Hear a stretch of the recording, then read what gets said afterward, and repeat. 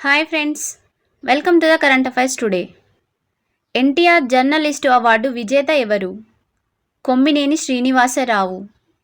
ప్యారిస్లో August 28 నుంచి ప్రారంభమయ్యే పారా ఒలింపిక్స్లో ఆంధ్రప్రదేశ్ అనకాపల్లి నుండి ఎంపికైన క్రీడాకారుడు ఎవరు?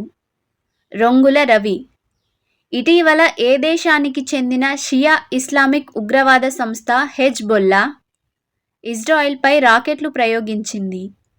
లెబనాన్. 69వ శోభా ఫిల్మ్ఫేర్ అవార్డు సౌత్ 2024 ఉత్తమ నటుడు ఆర్ నటిగా ఎవరు అవార్డు పొందారు? నాని, కీర్తి సురేష్. ఏ దేశం పాఠశాల విద్యార్థుల్లో ఒత్తిడి, భావోద్వేగాలను తగ్గించడానికి యోగా, ధ్యానం, వ్యాయామాలను ప్రవేశపెడుతుంది? America.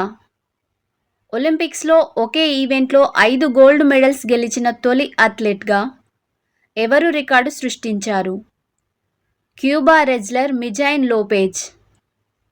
State Bank of India chairman నియామకానికి కేంద్ర కేబినెట్ నియామకాల కమిటీ చేత ఆమోదం పొందిన వ్యక్తి చల్లా శ్రీనివాసులు శెట్టి. తెలంగాణ స్కిల్స్ యూనివర్సిటీ చైర్మన్గా ఎవరు వ్యవహరించనున్నారు? ఆనంద్ మహీంద్ర. హమాస్ కొత్త పొలిటికల్ చీఫ్గా ఎవరు వ్యవహరించనున్నారు? Yahya Sinwar.